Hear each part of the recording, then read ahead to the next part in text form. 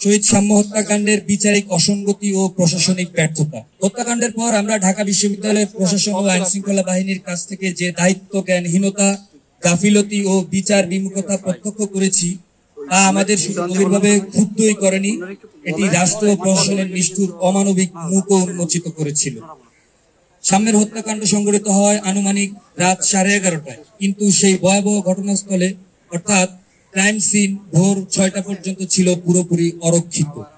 সেখানে উপস্থিত শিক্ষার্থীরা ক্রাইম সিন প্রোটেকশন করতে ইট দিয়ে রাখে ঘটনাস্থলের চারপাশে।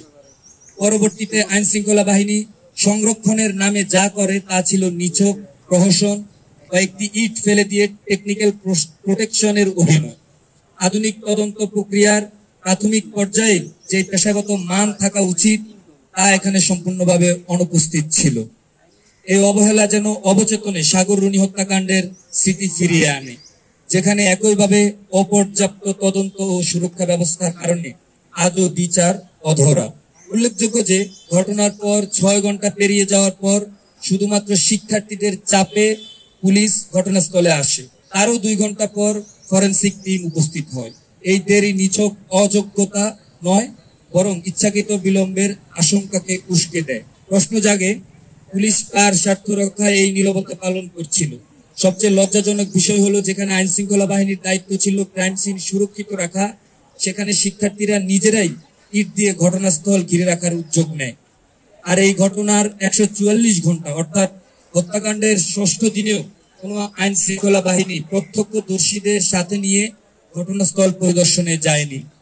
এটি প্রশাসনিক ব্যর্থতা নয়, এটি এক ধরনের নীরব সম্মতি, এক ধরনের অব্যবস্থাপনার ছত্রছায়ায় অপরাধকে লুকিয়ে রাখার প্রচেষ্টা। এছাড়াও সাম্যকে ছুরিকাঘাত করার পর তার বন্ধুরা সেখানে থাকা আরো কিছু মানুষের সহায়তায় 2 জন হামলাকারীকে আটক করে এবং সাম্যকে হাসপাতালে নিয়ে যায়।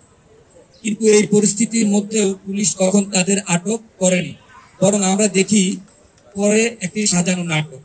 সম্ভবত হাসপাতাল থেকে নাটকীয়ভাবে তাদের আটক দেখানো হয়।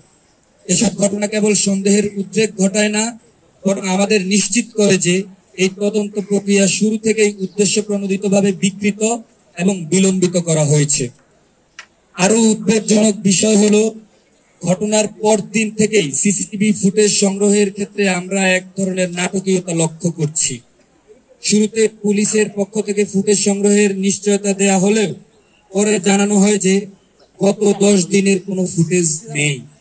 অথচ বাংলা একাডেমি, পরমাণু শক্তি কমিশনের মতো গুরুত্বপূর্ণ এলাকাগুলোর আশেপাশে সিসিটিভি ক্যামেরা অকেজো হয়ে থাকা আমাদের কাছে একেবারেই অবিশ্বাস্য।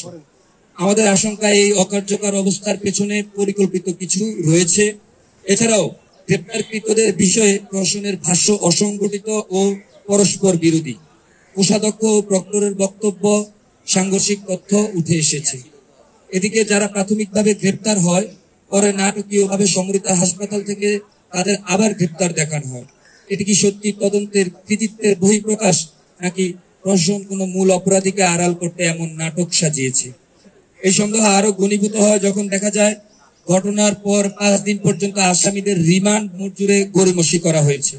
একটি নৃশংস খুনের ঘটনায় যেখানে অবিলম্বে রিমান্ড নিয়ে জিজ্ঞাসাবাদ চালানো উচিত ছিল, সেখানে এই অযথা দেরি তদন্তকে ব্যাহত করেছে এবং ন্যায়ের পথে বাধা হয়ে দাঁড়িয়েছে। আমরা দেখতে পাচ্ছি পুলিশ প্রশাসনের হাতে লজিস্টিক, তথ্য প্রযুক্তি, জনবল সবই রয়েছে, কিন্তু তারপরও তদন্তে অগ্রগতি নেই, মূল আসামির খোঁজ নেই, স্বচ্ছতা নেই।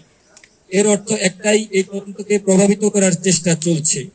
হয়তো কোনো রাজনৈতিক চাপ, প্রশাসনিক নির্দেশ বা পুলিশ বিভাগের অভ্যন্তরীণ গাফিলতি এই প্রক্রিয়াকে অবমাননাকর ও প্রশ্নবিদ্ধ করছে।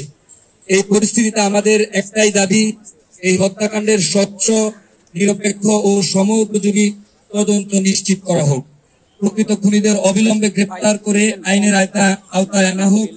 তদন্তের প্রতিটি ধাপ জনসম্মুখে তুলে ধরা হোক এবং বিশ্ববিদ্যালয় প্রশাসন ও পুলিশ বিভাগ তাদের দায়িত্বহীনতার জন্য জবাবদিহির আওতায় আসুক।